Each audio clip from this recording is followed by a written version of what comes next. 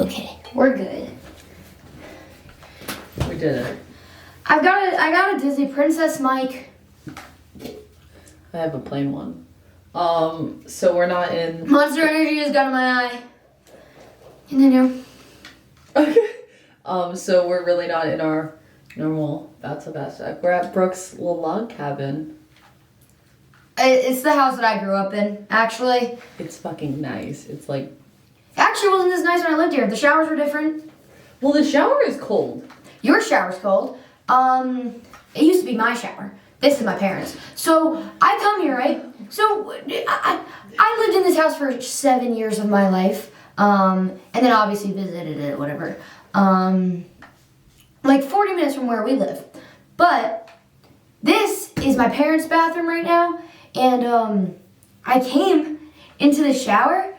And the first night, it's actually right there. I'll add in a little picture of it. Oh my god, I see it. But I come in here and I'm showering, and I thought I have balance problems due to the nerve damage. So I I thought I put my hand on the wall, and I see a handprint. I'm like, okay, that was probably mine. So I turn to face this way. I'm washing my hair, and I just see a massive handprint right it's there. Like right there. Who the fuck was fucking in my parents' bathroom? Was it your parents? Well, here's the thing. So when I'm not here, or like when our family's not here, it's an Airbnb. Like we Airbnb it because if I'm not here, might as well make money off of it. Yeah. But yeah. Actually, there are people supposed to Airbnb it for this week. And we took and it. I said, Dad, I want to go up here because I'm not in school anymore. Last time you guys saw me, I was in my senior year of high school, and now I'm a high school dropout. On his way to Richmond, but it's fine. You are crashing our prom though. It's not crashing. I'm Matt has a date. But I'm Matt +1 because you can if you're going with somebody in your grade, you're allowed to bring people from outside your school. You just have to write a little paper and a form. So they're bringing me to prom. Honestly, if I was still in school, I probably wouldn't be allowed at prom because I'd probably be failing. I wasn't even failing anything when I dropped out. I just didn't want to. I didn't want to deal with the second half of the year. But yeah, that's the deal with that. I am crashing your prom though. I'm not complaining. And I'm gonna look better than a lot of people. I'm making it a point. If they're going extravagant, so am I. You think? Listen, I know you guys have seen me in shitty outfits. First off, fit check, old sweatpants, my Morbius shirt. I'm wearing the senior merge sweatpants and a turtleneck because I'm weird, I guess. Quirky. Anyways, speaking of Morbius, I just spent 35 grand on comic book. Not 3,500 on comic. Imagine I spent 35 grand. 3,500 on comic books. 237. They all came right before we went, and I spent 300 on a Morbius comic. On Amazing Spider-Man 101. I wanted the Venom lore. So, are we talking about? Is this what we're gonna do? I don't want to go back. Do you want to do our comic little segment? Do you wanna know what the other themes for prom were? Yeah. One of them someone wanted the prom theme to be Twilight. I would just show up in body glitter. Literally, they were like, "Oh my god, yeah, we can do Edward and Bella's wedding." I was like, "Do you want the Twilight lore?" I was like, "Do you want us to show up in fake little teeth and Team Edward, Team Jacob?" I was Team Jacob. I don't think I was Team anything. I watched the movies to watch it. I didn't get that in depth. Twilight. Okay, so here's the butterfly effect that created Twilight. It was 9/11 is the butterfly effect that. So 9/11. It's the butterfly effect for 50 Shades of Grey. No. Yeah. 50 Shades of Grey was a Twilight fan fiction. Exactly. Oh well, yeah. So 9/11 is the butterfly effect for 50 Shades of Grey because 9/11 happened, which formed MCR. Twilight. Oh my god, I want to do that TikTok where it's like, is this fucking play about us? But it's MCR watching Twilight. Gerard Way watching Twilight. What the fuck? But so then Twilight was based off of, I forget the MCR song. It was a song. It was based off of a specific song with a music video. And then someone wrote a Harry Styles Twilight fanfic. That's not no. It was a Twilight fan fiction that was created 50 Shades of Grey. Yeah. That's why there's so many. 50 Shades of Grey fucking sucks. That's why so many of the characters are, you can see character similarities. But you know what? The worst Wattpad pipeline is Wattpad to After, only because it was a Harry Styles fan fiction, and yes, it's that's just what I was talking you were about. thinking of that. But speaking of fan fiction, so I have a Tumblr. That if you're here from my Twitch, I actually deleted the VOD for the stream, but I accidentally showed chat my Tumblr, so then I had to explain it. I had to explain that what my Tumblr is, and then I'm sitting there, and I've had Tumblr for years, and actually made a new Tumblr. You found mine. And then so this bitch keeps talking about Tumblr on our trip. I'm like, what's your? I'm trying to get at her. Finally, I go and put my Tumblr into her search bar. Already fucking follows me. You wanna know what I write on my Tumblr, guys? Marvel fan fiction. Not more specifically, you wanna Peter Parker X-Reader fan fiction. Not for me, not to indulge myself, but people eat that shit up. Who knows better than me about Peter Parker? I kin the motherfucker. Okay? Basically a self-insert X-Reader, because literally I kin that motherfucker. So we were watching High School Musical. Oh my god, we were! And Troy Bolton is fanning Peter Parker. Yes. You're gonna tell me I'm wrong? Like I'm sitting there, and it was like some romantic scene. Was it the rooftop scene that I said? No, this? it was High School Musical 2. It was High School he was Musical getting 2. defensive, and it was Ryan and Gabriella, and they were just like, "Oh yeah, did you try her mom's brownies?" And he's like, "Yeah, I already did." No, but it was before. I don't remember before that. It was High School Musical 2. So I go, wow, Troy Bolton is just fan fiction Peter Parker, and Riley and Erin both look at me fucking freaked and are like, out.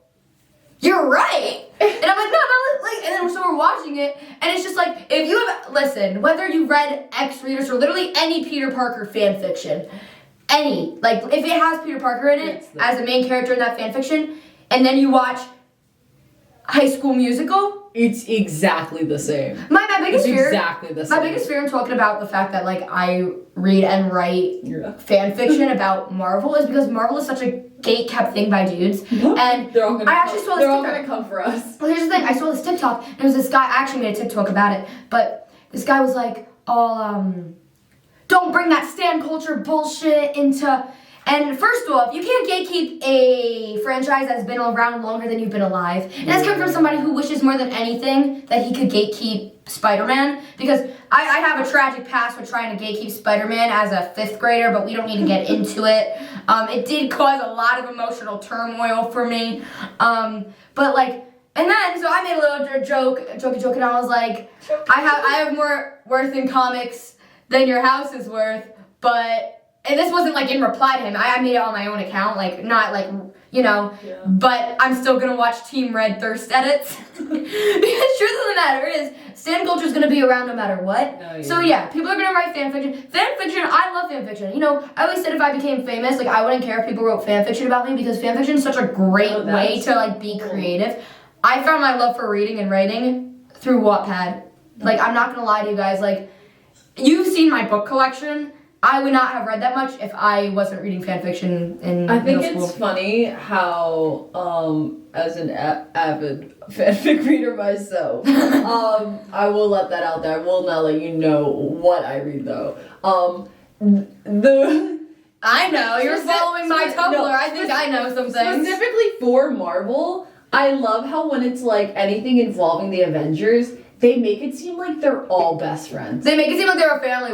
Clint's in the vents, Thor's eating Pop-Tarts. Yeah, Clint's in the vents! Exactly! Clint's always in the vents! Tony's throwing a party every week. Tony's the father. Well, he is the father Tony figure. and Steve. Homeboy left 3 children behind. Steve is making breakfast. He's always the dad figure. And Sam and Bucky are the quirky little uncles. And Peter and Wanda are all and if it's a insert, it's it's a girl's day. Natasha and Wanda. Oh, it's so good. But then It's so good. If you watch those movies, I eat it up. They are only coworkers. They are only Not even just the movies, the comics. Exactly. Well, it depends. It depends. If you're reading some of the newer ones, which I don't. I have most of my collection is older comics just because I prefer them. The newer ones. The newer ones are more Chummy Chum. Even the Novas. Even my Nova comics where it's Nova Miles and Miss Marvel. He's buddy with Tony. I guess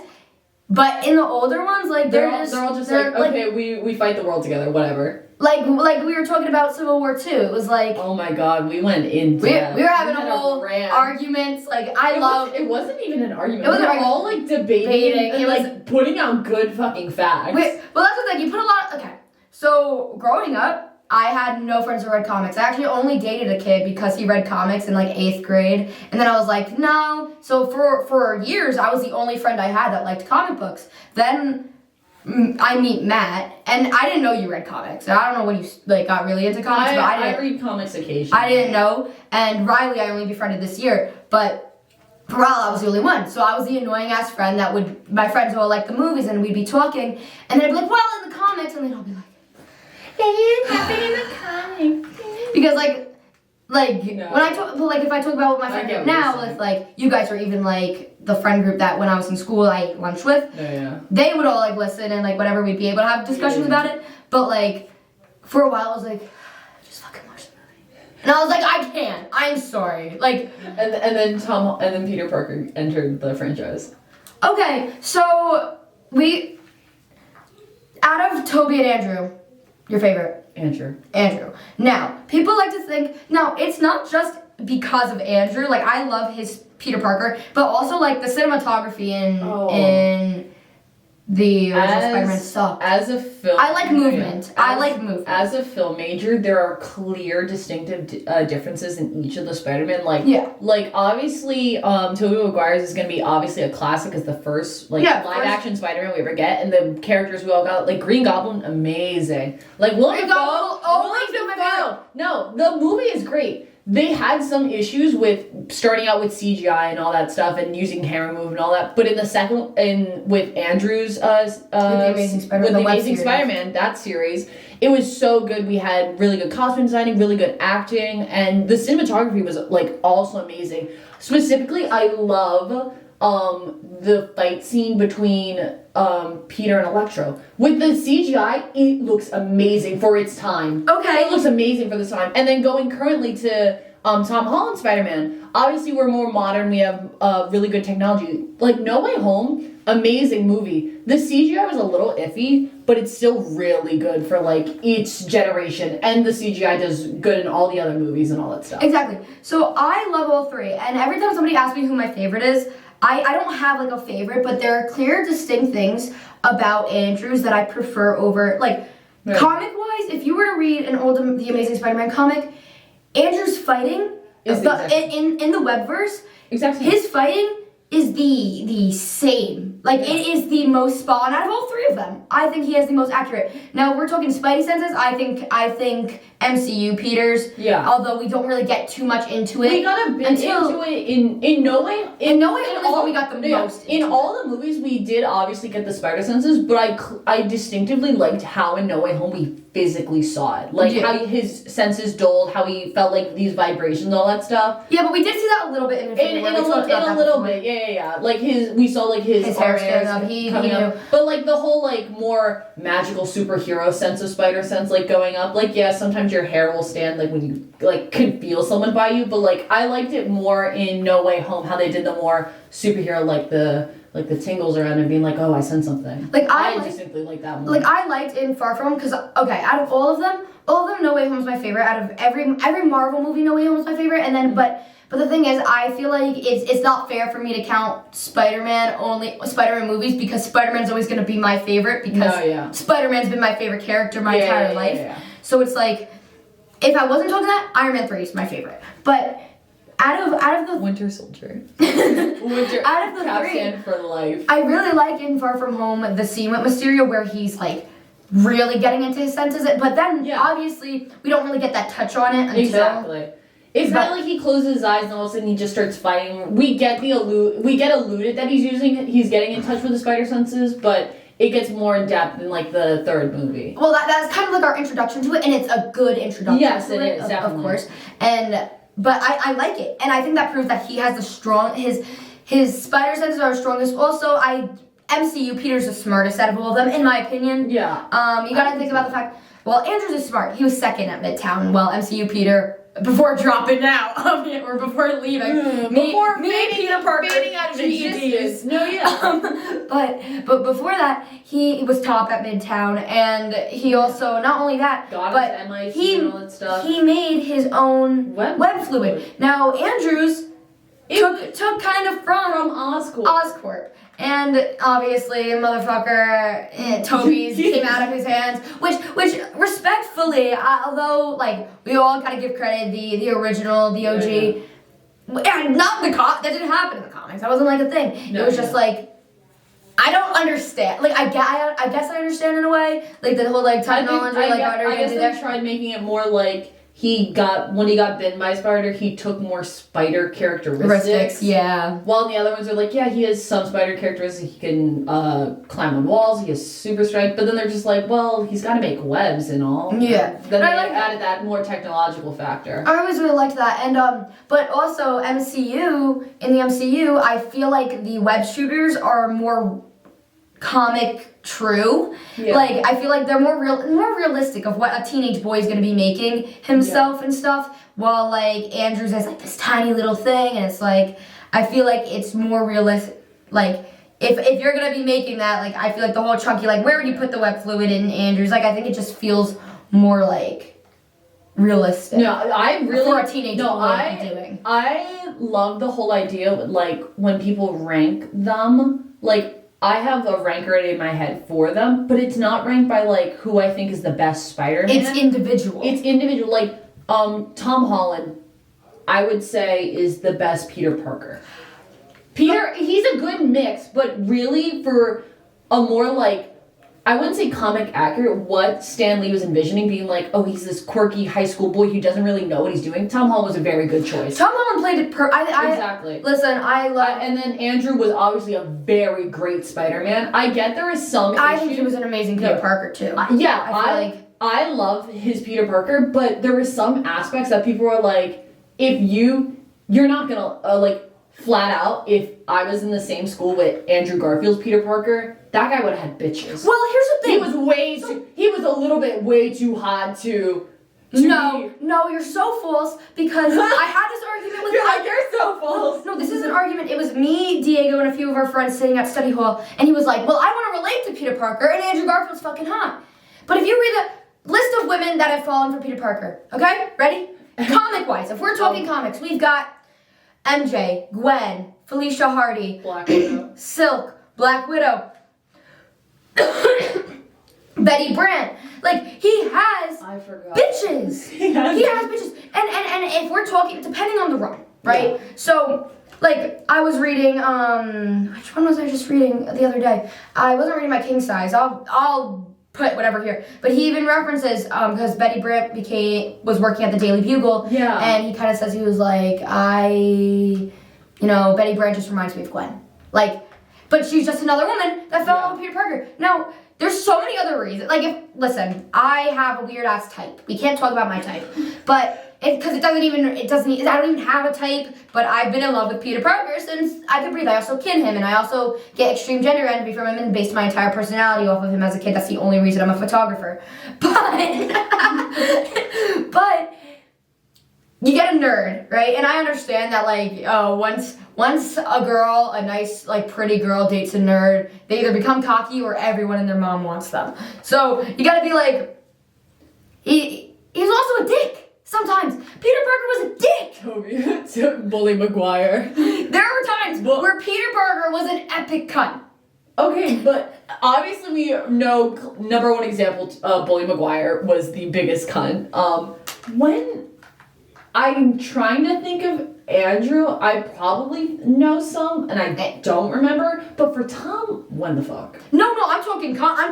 Oh, comic. I'm talking okay. Peter Parker. There are times where he's a douchebag. Definitely. But so, like, yeah, we got Bully Maguire there. But Andrew's the best Peter Parker version, Bully Maguire. I think Andrew's comic book, like, here's the thing. I love them all respectively because they fit their specific storylines that they're given in each of their movies, right? No, yeah. Tom's Peter was put into the MCU, and the MCU, although Avengers was not a popular comic book series. No, yeah. Until it became It like, was even the superheroes we know about now, like Iron Man, Captain America. They were Iron Man and Cap were pretty popular. No, yeah, but they didn't get as popular until I guess. And Avengers wasn't popular. No, yeah, like when you thought of the Avengers coming to movie, everyone was like, I guess whatever. Like that's the thing. So like the characters that Sony originally bought. X-Men and Spider-Man and Fantastic Four because those were the popular ones. When they were offered everything, they were offered I believe like $3 million. Yeah. They bought those three. They bought the popular ones $2 because million. of the comics. And he said nobody gives a shit about the rest. And now it's a bigger franchise than Sony, and they're arguing over who gets to own Spider-Man. But that's the thing. It's like a lot of the MCU was based off of those Avengers characters, but because they weren't popular before. Marvel had a lot of there's a lot of molding ability. Molding and creating a different storyline that although we all know, like for example, No Way Home was taken from One More Day. Things were taken from One More Day. Even though we all hated the One More Day comics. Fuck One More Day. Real shit. Fuck One More Day. But Marvel, the MCU had a lot of and it kind of worked. Like obviously they didn't take all these characters and just fucking like throw them out and be like I'm writing a new one. Yeah. I think for more like event wise, like the Civil War comic is with 1,000 people, like characters that we've seen in Civil War, characters we haven't even seen yet in the MCU. Yeah. But they were like to make it make more sense in the MCU. We had the Civil War with Captain America and the Sokovia Accord, and for the MCU, for anyone who watches the Marvel movies, it made sense. Everyone's like, "Oh, that's Civil War." But then for comic readers, they're like, "Well, you are missing a lot of other characters because it's not just Civil War against Cap and Tony, Cap and Iron Man, all that. It's like it's a whole fucking large. And it's a huge ass. It's not even just like a short."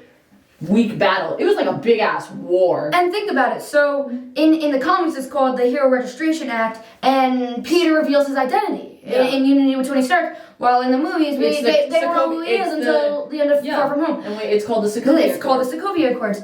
And I think another thing that like really makes a big impact on that is that's how we perceive different characters, because in the Marvel movies. Now, when they bring other characters in, they need somewhere to relate it to, somewhere to pinpoint it. So when Peter Parker comes in, it's not didn't get his origin story, right?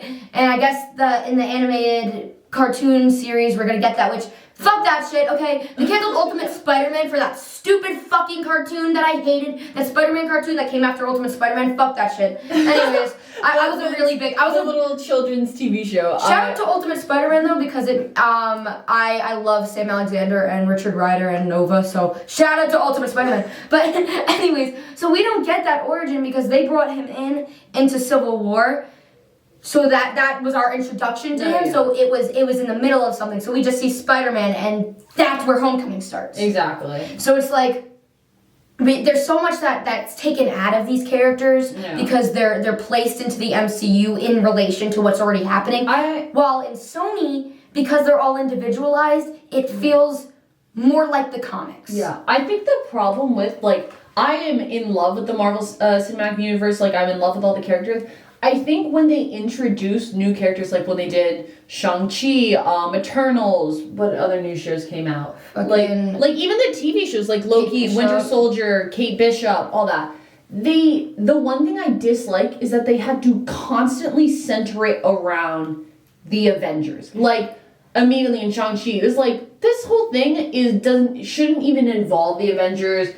Cool, we got Wong and all that stuff, but like, they were all like, oh yeah, immediately involving the Snap, involving Endgame, like, cool, it's cool to reference it, but you're now just molding it around in this fixed time, being like, all these characters are introduced because of the Avengers. Like, without the Avengers, no one else matters. Which makes the other characters seem less valuable. Like, Kate Bishop's whole storyline in the TV show was great. Like, her whole idol was Hawkeye, and the whole thing happened through the Battle of New York. And it makes sense with her character. But as you're saying, with, like, Peter Parker, like, you easily could have just, like, cool, you have him in Civil War. Cool, he's in there. Oh, we get Spider-Man and all that. But then in Homecoming, you don't just center it around, oh yeah, you guys, you know who Spider-Man is, so we don't need to make an origin movie for him. Like, you could have made a great origin movie showing how he, like, got bit, where's the radioactive spider? But they didn't do it because they were like,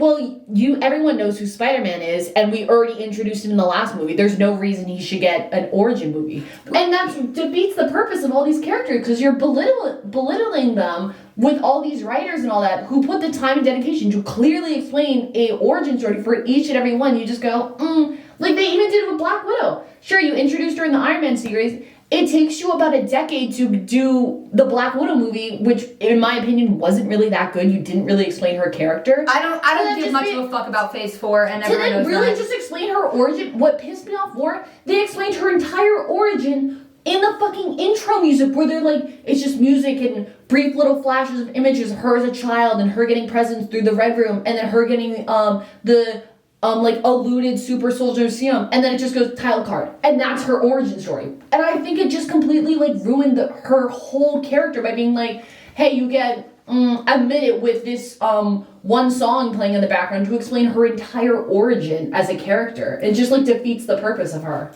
Yeah, they do it for a lot of characters. They do, and that's another thing. Like we were talking about before, because we did have a conversation about this with all of our friends, and then the two of us. And we were talking about the Peter origin in the MCU, right? So we all know he gets bit by a spider at Oscorp, things like that, on a field trip. Yeah. So in the MCU, is it Spider from Stark Industries? Like, what?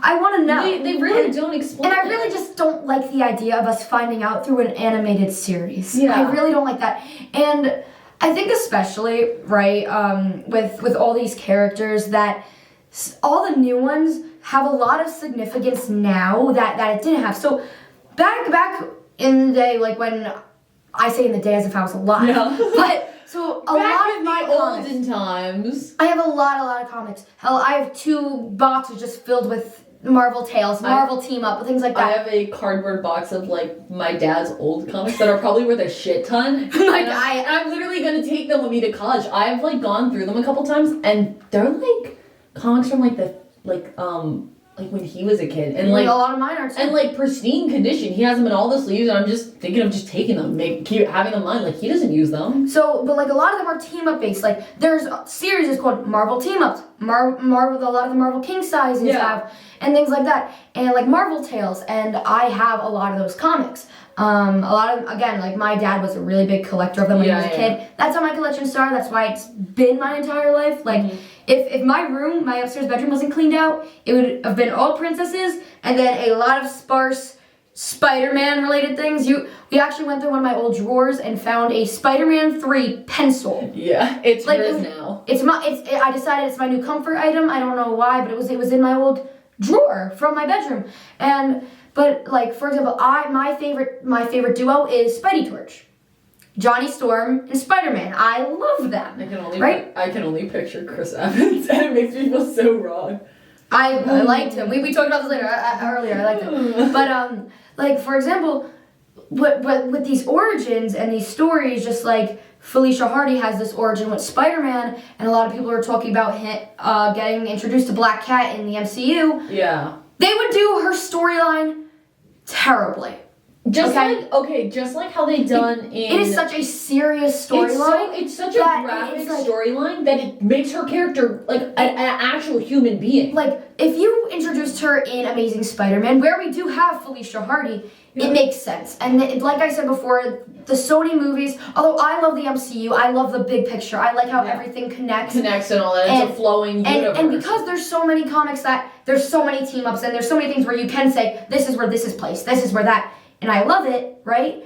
But the Sony movies feel so much like you're watching my dad told me when he saw Tobey Maguire's he went opening night like we do now, and he said he cried. My dad, you've seen my father. My father's this big, buff man, He's doesn't so cry. Cool. He cried because he said, this is what I imagined as a kid. Now, I grew up watching those movies. I grew up like the second I was born. I'm pretty sure the first movie I watched that wasn't like Mary Poppins was Tobey Maguire's Spider-Man. The first movie I remember seeing in theaters was Spider-Man 3. But the thing is, it's how my dad saw that, because it was the first movie of his favorite hero, is how I saw Andrew's. Exactly. It felt like when I was reading those comic books, I saw it there. Andrew was definitely our generation's Spider-Man. You can also say Tom Holland was ours as well. Like, it was a good refresh as well. Yeah, and I think that's the thing. Like, it I mean, a lot of kids our age are like, oh, Toby's our favorite. I think they say that because he's the original. I think if they were, because there are a lot of kids our age don't really read the comics. I know a lot now do. Yeah. But there was a time where I was trying to have these conversations with my friends and they didn't. I think they say it because it's like, oh, he's the original, like, blah, blah, blah. But I think a lot of people say, like, now, like, oh, Andrew's our favorite. And I do think that's the Andrew Garfield renaissance. Yeah. I do believe that a lot of how much he's done. I do think it's the Andrew Garfield renaissance because you know what bothers me a lot, and I know you can't gatekeep a franchise that we don't want to gatekeep, but we want to. Should I tell the gatekeeper? I was in 5th grade, and Amazing Spider-Man 2 had come out the year before in 4th grade. So we get to 5th grade, and this is the first year of middle school for us. And our teacher has us fill out these introduction sheets, and then she hangs them on the wall. And the paper said, what did you do? Who's your hero? Now me, who, remind you, I saw the Spider-Man musical when I was 8. I've been reading these comic books since I could put words together. Yeah. Peter Parker is basically my life. I can recite to you the first comic book I ever picked out myself, which was Spider-Man India 2. We don't really know why I did that, but it's a long story. It came out in 2004. I picked it out in 2004. It was literally the first comic book I ever picked out. We have no context as to why I did this, but it's like a known thing that was my first ever comic that I picked out. That was mine. And so I wanted to put Spider-Man. I wanted to put Spider-Man so bad, but there's this refreshment of all these kids like, oh, Spider-Man's my hero. And I'm like, fuck. I'm pissed off and I'm crying in my bed. So I'm looking at I'm pretty sure Nick DeMarco was next to me. Like, these kids in my class are all putting like, oh, Spider-Man. And I was actually gonna put Peter Parker because I'm special. But I was like, Benjamin Parker. I was like, who the fuck do I put?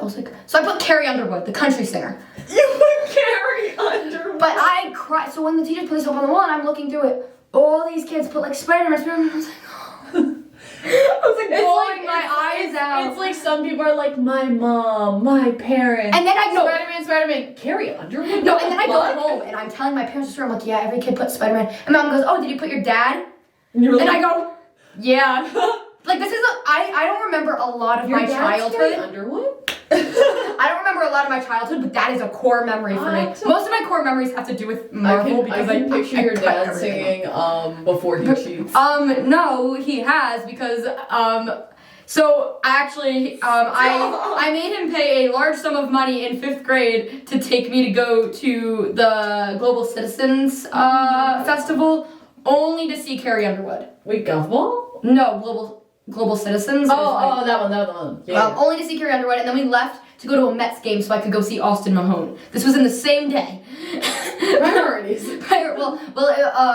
We got free tickets because my cousin was like dance team had to do something at their halftime show. Got it. So that Austin Mahone was all there, so I got to go see him. And then we left, and you can hear fucking Beyonce come out. Oh no! She was like a surprise guest, and my sister was upset. But we went just so I could see Carrie Underwood. But yeah. So I was like, but then now after No Way Home came out, and it's these people that don't. It might be my autism. Okay, I will say this. There are bitches out there that went to go see No Way Home that are like, oh my god, yeah, I watched the Marvel movie. They probably watched a fucking 30-minute what the fuck is Marvel recap video, went to go see No Way Home, then acted like hot shit, being like, oh my god, yeah, Andrew was my favorite. Andrew's always been my favorite. No. Cool, you saw him in Tick Tick Boom. Cool, you saw him in... You get horny listening to Green Green Dress. So do all of us. What the fuck's that one movie? You saw that scene where he's like, fuck you. The Social Network? The Social Network. And you act like hot shit, being like, oh yeah, Spider-Man was always my favorite character. Explain to me why Gwen Stacy died then. Shut up. You want to talk about Gwen Stacy? So I have an emotional attachment to Gwen Stacy. She has a playlist. I have multiple playlists.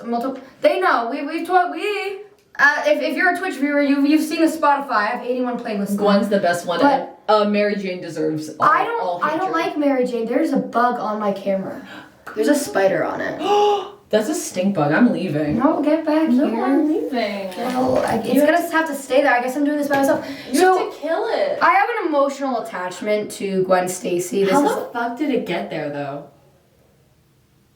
That's my question. I'm just watching it. So I have an emotional attachment to Gwen Stacy, and if you've ever read Spider-Man Blue, it's basically a 6-part series where Peter records these tapes for Gwen. So fucking It's part of these the series of books. It's Daredevil Yellow. I really love Daredevil Yellow.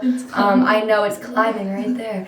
I really love Daredevil Yellow. Hulk Gray, Captain America White, and Spider-Man Blue. It was so sad listening to it. Spider-Man Blue is basically about how he visits George Washington Bridge every Valentine's Day and leaves a rose for Gwen Stacy. It's very upsetting to me. It's so and basically it goes through their love story. And I could quote it. I could quote the panels. And it's basically like, is this thing on? I don't really feel like being anybody's Valentine's Day. And then it gets to this part right before the story starts, and it's like, he says, your name was Gwen Stacy, mine is Peter Parker, and here's a story of how we fell in love. Or crying. More appropriately, how we almost didn't fall in love. Crying my eyes out. And then there's this panel where he's like, I remember being foolish enough to think, let's fall in love. And it's the most heartbreaking thing. And I think something that I hate about the comics is how quick things move, because you don't actually know how time is going by in these comics. It's a monthly thing, especially when these were being released. She died in Amazing Spider-Man 121. And then it's 121 through 122, and then if you've ever read the Marvel series, Marvel's number 4, which the art and the story in it is beautiful, but it's very heartbreaking. But then in comic time, with how fast these comics go, it's like almost right after the next comic, basically his relationship with MJ starts back up, and I hate Mary Jane. Fuck MJ. If you know Zendaya is MJ. Mary Jane Watson in the comics, bullshit. It was a spider. No, that's a spider. That's a stink bug. Well, no, it's not. Well, it's not a stink bug, but it's something it's not a spider either. But I hate Mary Jane Watson, especially I don't know if you've ever read the City at War comics, which are newer. It's like it basically seems like she likes over Spider-Man. Whatever. There's a clue right there. Let's flip it. Heads or tails? Tails. Oh! So. But we have a hatred for Mary Jane Watson, but Gwen Stacy's character means a lot to me, and especially, she's portrayed beautifully in Marvel's 4, but it's like, I feel like with Andrew Garfield's, it's like... Their love was something. It's portrayed so differently, I feel like, because in the comics, she hates Spider-Man after her dad's death, hates him, and doesn't know that Peter is Spider-Man, which makes it 10 times worse for me emotionally. But then the day she dies, she's actually talking to a reporter, and she says, like, I don't hate him anymore. My father thought he was a hero, blah blah blah. Yeah. But with Andrews, I feel like with how everyone says, well, if we ever did get a 3, like the Felicia Hardy storyline, I don't think I emotionally would be able to handle Webverse Spider-Man in another relationship after Gwen. No, yeah. And even in No Way Home, I was like crying even when he was like, Gwen was my MJ. I was sobbing. I was bawling my eyes out as soon as the movie started. I was crying, and it could have been that I was on my period, but it also like I think you know where the story's going, especially when like you have read some of the comics. Yeah, I'll put a big spoiler warning at the beginning of this, but when Aunt May died, I was we all knew it was gonna happen. I think I cried more knowing she continued on the Uncle Ben legacy of saying with great power comes great responsibility. Like, and then when each of the Peter Parkers explained, especially Andrews when he was like, Gwen was my MJ, I was sobbing. And then we caught MJ when she fell. Like, it was such a good redemption. Not like I guess redemption arc for him to at least have some form of closure, knowing he saved his other version, Peter's MJ. Like from that heartbreak. Exactly. But from the heartbreak he experienced. Something about that movie that I think is going to bother me no matter what is that although obviously we know these don't follow the comics, right? Like they take things from the comics, like how this is from One More Day, like No Way Home was based on One More Day. Yeah. But for example, it all starts because he doesn't want Aunt May to die. He wants to live two worlds. Well, yeah, that's always going to be the problem with him. But in the comic, it starts because he's trying to figure out how to save Aunt May from dying, and that's how he makes the deal with Mephisto about, damn Mephisto. I wipe memory from your marriage. I mean, but that's another thing. Oh my God, in that yeah. when he whispers, he's married to MJ. MJ in the comics, and so and the little girl that goes up to Peter, he later reveals, yeah, that's the daughter you would have had if nothing. Which is so fucked up. Yeah, I can hate Mary Jane all I want, but I actually love her for this in this comic. But again, we all hate the One More Day comics, so it doesn't matter. Also, I don't believe it's Earth's. No, it is. It is Earth 616. But he it's like he does this to save Aunt May, and Mary Jane whispers to Mephisto, he's like, I'm gonna remember all of this. You're gonna let me remember all of this. Peter's not gonna allow this unless I tell him that this is okay. So you're gonna let me remember all this. Which I think if you read the script for No Way Home after it came out and the script was released, it says that MJ looks at him with kind of like a look of remembrance, but isn't really sure where he remembers him from, which can either allude to the remembering part of Mary Jane Watson in One More Day, or it could just be something to break our hearts and could not even actually matter, and that's just for the scene, they wanted her to look at him like that to kind of get the audience thinking, but it could just not even matter, and she could completely not remember him, but it's for the audience reaction and for the whole how it matters. You know what I mean? Like, it definitely sucks. Like, that whole movie, the whole point was that he was forced, he can't live the two lives like he wants. Peter Parker can't be happy. No, he really can't be happy with the life he lives. Like, he wants to be the Amazing Spider-Man. He wants to save everyone. But with that, there's consequences as a hero. Like, people you love are going to get hurt. Or you can't keep these secrets because people are going to end up finding out and also getting hurt. Like, you have a target on your back. And that's clearly what was shown in the movie when Aunt May was killed, when he was forced to, when all these villains come back, and now it's ruining his relationship with with Zendaya's MJ and Ned and all that stuff, getting into MIT. Even, like, basic stuff like, him and his friends were kicked out of college, were not allowed to go to the college because he was Spider-Man. Like, it wasn't even because, like, MJ and Ned didn't do anything. It was because they were just associated by him. Like, it ruined their lives. So Peter knew, like, no one could be happy if everyone knew he was Spider-Man, but also if he decided to keep both these lives and try to live them at the same time. And okay, so in House of M, which is what, like, WandaVision was based off of. Multiverse of Madness. I don't give a fuck about Multiverse of Madness. I'm genuinely hyped. Like, I know a lot of people are.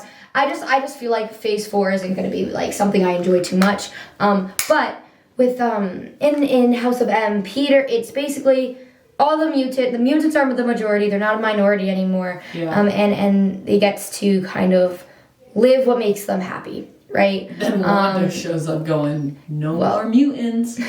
And blah, we're all dead. So spoiler to the comics.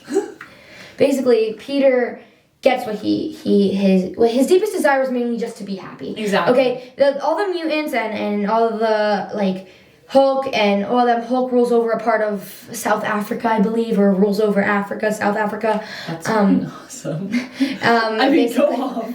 So Peter basically just wants to be happy. So Officer Stacy's alive. He's married to Gwen. And everyone knows who he is. He's basically treated like a celebrity, right? Something that's very important to me is this idea that Peter Parker has where if people know who he is, like the people he holds closest to him know who he is, that they're going to get hurt. But all that really tends to is if the bad guy figures out that he's, like, okay, say I'm Spider-Man, you're my Gwen, right? Never mind. Say I'm Spider-Man and you're my Gwen. Okay. Watcher, you're my Gwen Stacy. Don't worry, your neck doesn't get broke yet. Isn't it back? We all know, right? So Gwen knows. And Gwen got herself in that situation in the movies, right? Gwen kind of was like, so he was like, don't fucking follow it. She was like, Harry, stop. No. I can change you. This isn't you, Harry. I'm gonna drop you. I'm Harry in this situation. So anyways, but basically, if Gwen knows and listens to Peter, doesn't get her fucking ass involved, Harry wouldn't have known that was, Harry wouldn't even known that was Peter. Harry realizes when fucking Gwen, he's like, Gwen, go. And then he's like, you know Gwen. because he knew Gwen was Peter's girlfriend. So in that situation, but if the bad guy finds out who's behind the mask, whether Gwen Stacy knew or not, when the bad guy finds out who's behind the mask, somebody gets hurt. That's how Gwen got hurt in the comics. Norman Osborn did it actually for 2 reasons, if you take into account Sins Past. But when it originally came out, Sins Past wasn't canon for another 31 years. So you can't really... But if we're counting Sins Past, he did it for 2 reasons. If we're not, he did it to fuck with Peter Parker. But if we're counting Sins Past, he did it because Gwen would ruin his reputation because they had twins together. Which, shittiest storyline, part of my unholy trinity of shit comics. I have... Supergirl 79, Spider-Man Reign, and Sins Past. I call them the holy trinity of shit comics. I think the one thing that bothered me is, like, as you were stating, like, if you know, like, if everyone knew who Peter was, he would be treated like a celebrity. But what pisses me off, like, in all these movies where, like, it's usually like a solo movie and then, like, the people are getting hurt and all that stuff. You live in a world full of superheroes, and you clearly know them well enough. In the MCU, you know them well enough. No, yeah, specifically for the MCU, like, No Way Home. Okay, Peter went Maybe everybody was grieving and depressed and not doing great mentally. Like, Peter went to Doctor Strange and all that stuff to get help.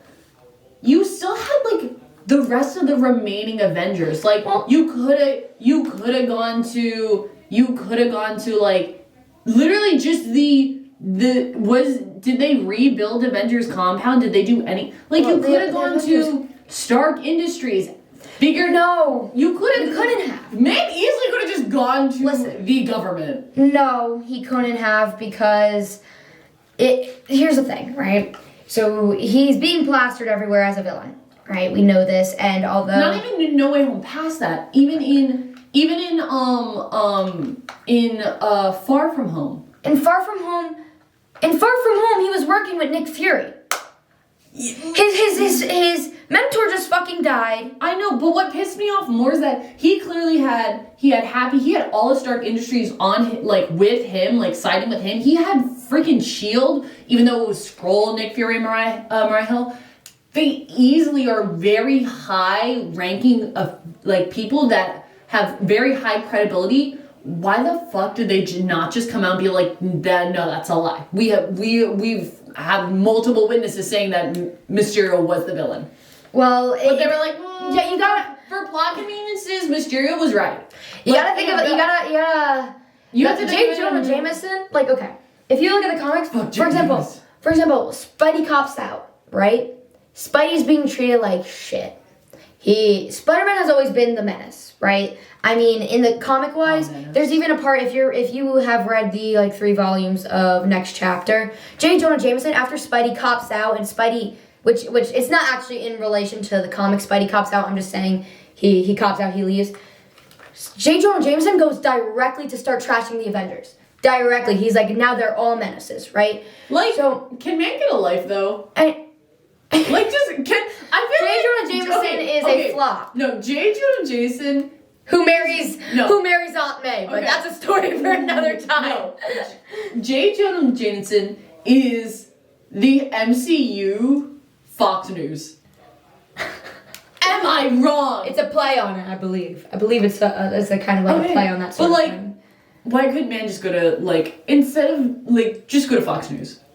Go to Fox News, JJ. Bitch, I don't know if Fox News is fucking canon, okay? The Daily Bugle's canon. Okay, yeah.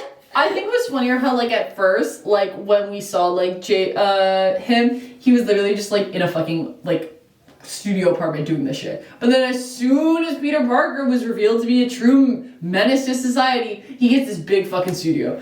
And as a film major, I know damn well that's not how that shit works.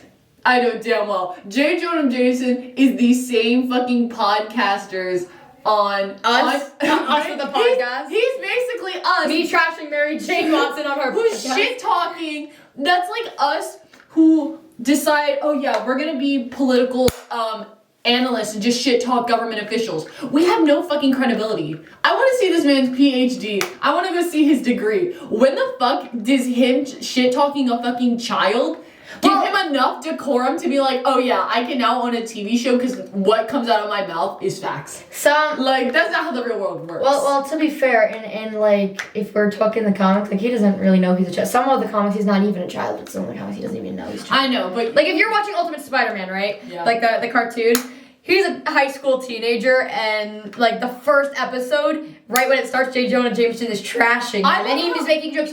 Most kids start their day with a cup of orange juice. I started getting trashed by a grown man on television. I think the funniest thing of... Don't ask why I quoted that off my head. I just watched it right before we came to the cabin. I think the funniest thing of the whole, like, Spider-Man universe in general is that the only person who is canonically canon in the entire multiverse of movies is J. Jonah Jameson. He's voiced... You never hear this motherfucker voiced by another person. He is always voiced by the actual person, and he's in every single fucking movie. He is always voiced by the same person. He can travel through the multiverse. He's a Nexus being. Talking about same person. He's a Nexus being. Talking about same person in each universe. So, WandaVision, right? Ooh, and we've got amazing. You know exactly what I'm about to talk about, I think. I talked about it. Wanda? So, no. X-Men Quicksilver. Oh, don't even get me started. Evan Peters. Ralph Boner. Fuck that shit. So if he's Ralph Boner in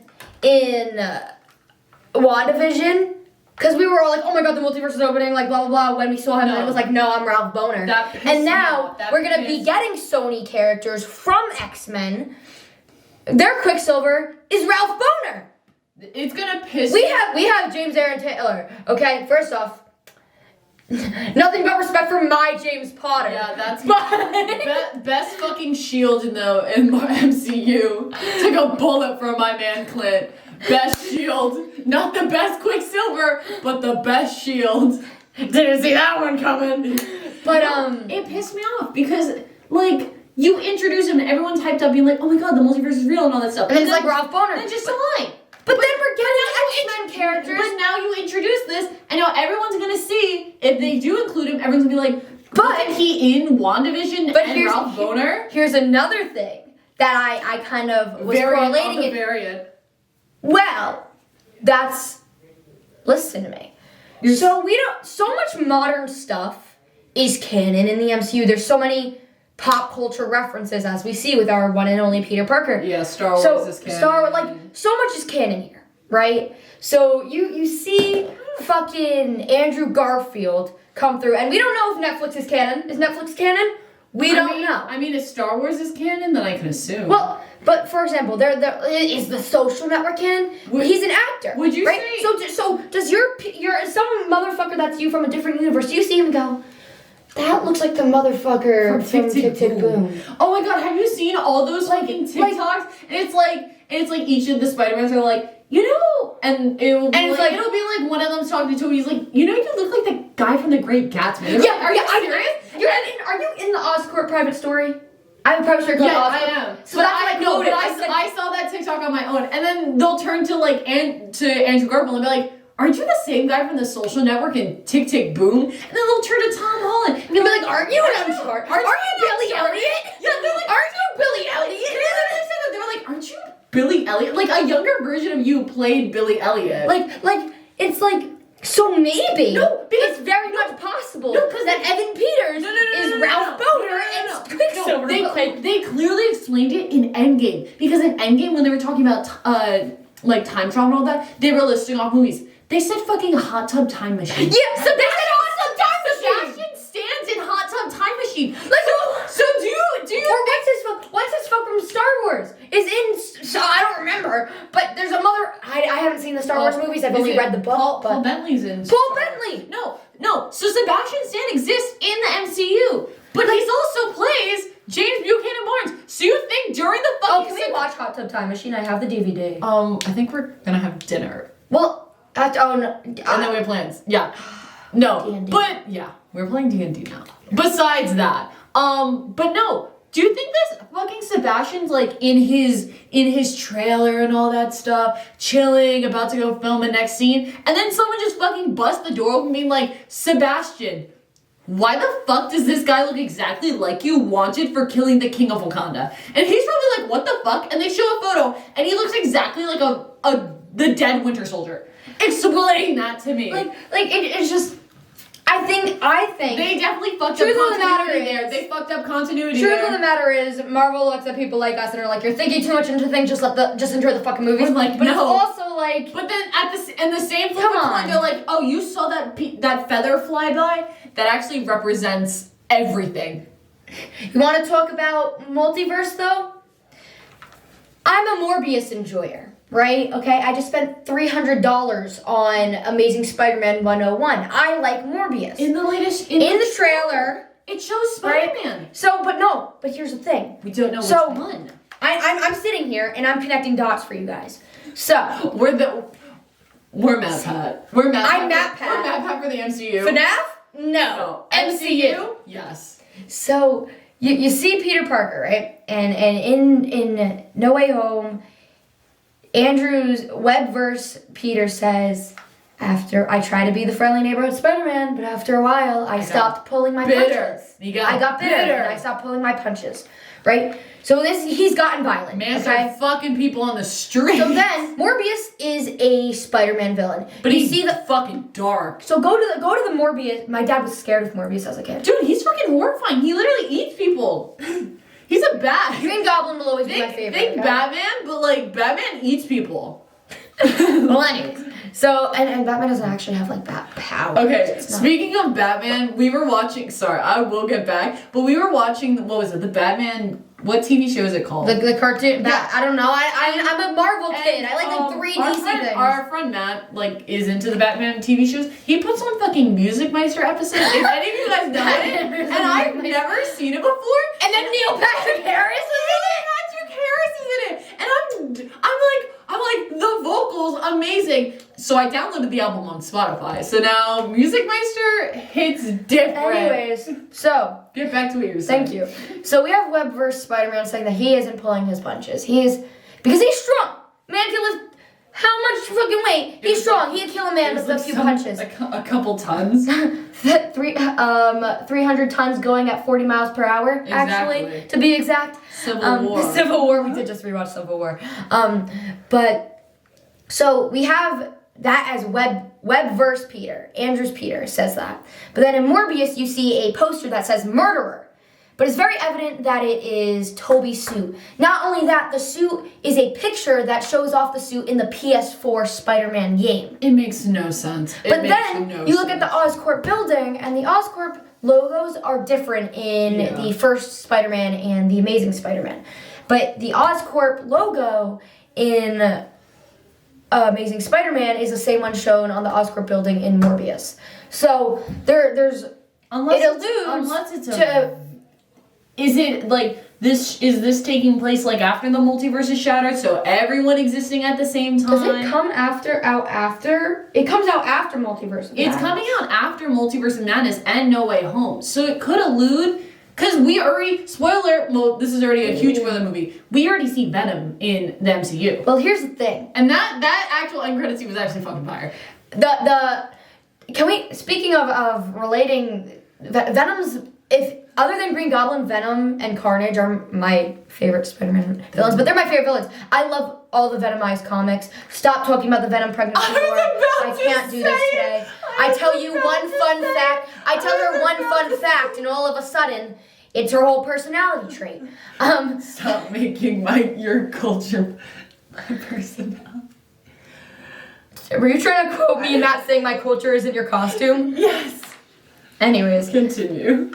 Anne Wang, when she falls and Venom catches her, it alludes to the clock tower scene very much. Actually, I was sitting next to my dad. My dad was making fun of me, but I knew that at that point we were gonna be getting Venom somewhere in the multiverse. Because once I saw that, and I go to my dad while they're climbing up the church. I go, it's gonna be like the Amazing Spider-Man. It's gonna be, and he's like, he's like, you're so smart. And then it happens, and I'm like flipping shit. But it actually really makes fun of me for it. But I fucking piss shit and cry over this sort of thing. And like, then man shows up in No Way Home. And then it's a little thing, but we're gonna be getting Venom, that means. But here's the thing.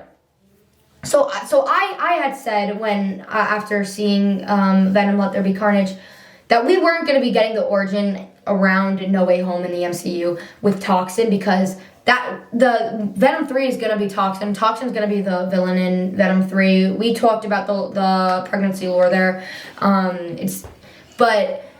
So we're going to be getting does that mean we're going to be getting 2 different Venom storylines? Because for Eddie Brock, in there, he's just an anti-hero, but with Spider-Man, he's a villain. I think what's going to happen is they're going to either have... So, like, if... For those that haven't seen No Way Home, and if you haven't, well... Yeah, you're fucking screwed, man. Fuck you. Eddie travels to the MCU and he's there and all that, but then he gets brought back to his universe. But a small little bit of Venom is left. There. So they're either gonna do what they did in the other in Tobey's Spider-Man and have Venom attached to Peter Parker and he becomes evil Peter Parker or whatever, or they're just gonna do it where we get our MCU version of Venom.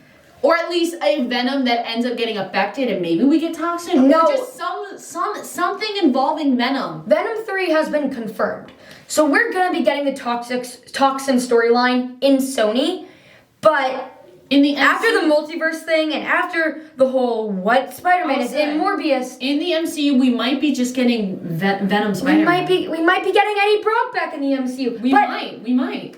You know what I think, Stu? I think Venom, that scene of him being left in the MCU is so fucking dumb because it defeats the whole purpose of that entire spell. Well, like, what do you mean? Everyone who isn't from this universe leaves. So you want me to believe a very tiny little piece I guess you could believe it because it's a fucking comic book. It's also an alien species and all that stuff. From a different universe. Anyways, he comes because he's from a different universe. Yeah. He comes there because he's from a different universe. So you want me to believe a little tiny piece of this fucking motherfucker stays there?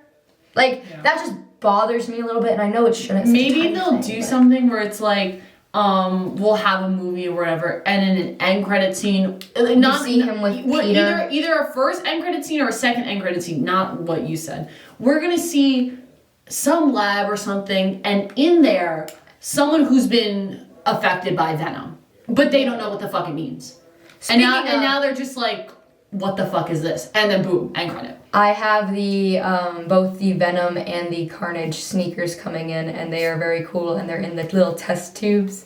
Anyways. I mean, go off. I'm very excited for Are we those. the same shoe size? I am a size 8. I'm a size 9.5. I can fit my feet. But you'll have stretched out shoes. No, thank you. But yeah, that's another thing. I think the multiverse makes sense if you're talking comic-wise, but there's so many storylines that you can just follow one storyline. But because it's the movies, you're forced to follow these different storylines. But I think what the thing with the multiverse is literally in the word multiverse. There's multiple storylines, and I think what the problem is right now is we're just getting a single vein of it. Like, it was alluded even in the Loki TV shows. There are multiple variants and all that stuff, and as we saw in the ending, the multiverse splits. Alluding is a slight reference. Loki was based around these variants. That's what I mean. Basically, the entire multiverse was decently explained. But I think what the problem is, we're getting just in the end of Loki, we do get a vein of a second multiverse. Clearly, when in the universe, our version of Loki is in, Kang now rules the TVA. I think what the problem is that everyone is having a difficulty understanding is that we're just getting a single vein of it, and maybe a multiverse in madness, I know you're not that hyped about it, we will get to experience those multiple other universes, which will end up further explaining, like, why is all this happening, who is this, who is that, different variants and all that stuff, why Wanda did what she did, is it just going to be our Wanda turning into a villain, or is the evil Wanda that everyone's been hearing about a different variant and all that stuff? We've already seen in the trailer 2 Wandas fighting it out, multiple Doctor Stranges, so if anything, the Wanda we know, well, may not be the villain entirely. She may, yes, what she's done was not great and all that stuff, but she may, crazy little theory. It'd be fucking wild if in another universe we meet Wanda, who's fucking batshit crazy, completely accepting that she's Scarlet Witch and is the villain, but then manipulates our Wanda to become her. To be, and use the whole, oh, you want your kids back, you want that happy family back in Westview, this is what you gotta do. Well, her father did that in House of M. Exactly. And if we're not gonna get Magneto to do that shit, it might be a variant of Wanda. Well, I don't think we're gonna be getting another sort of reference to House of M. I think WandaVision was the most we're gonna get of that. And we have Professor X apparently being in the Magneto, and hopefully if they don't add Magneto into it's a waste if they don't add Magneto. You add Professor X and you're not gonna add Magneto, it's pathetic. It's stupid. But I think that's a very important thing and a very important thing to think about. And I do think we should do another episode talking about things like this and more planned out. This was a very impromptu, like, hey, we need to film an episode because we're together and we're here. Yeah. But we can do a more in-depth thing with this when we're home, when I have all my stuff. You could even bring your stuff. I just have a very large and very unnecessary collection. We can talk the comics, we can go through them. We can definitely talk more in depth about any of the upcoming movies going on. Yeah, I'll definitely do something on, I do a lot of polls on my Instagram story about, like, Marvel because I do like to start arguments. My favorite one was the one where I said, who do you guys like better, Gwen Stacy, Mary Jane? Oh my god. Only 4 people said Mary Jane Watson, and I started a whole fight over it with my friend group. I said Gwen Stacy because I knew my place. We know our places here. we know we all bow down to Miss Gwen Stacy. Also, Chloe Moretz fan cast as MCU Gwen Stacy if it does come down to it. But I will end on that note. Any last things to say? Your mom. We made slutty brownies. I don't think they give a fuck. I think they do.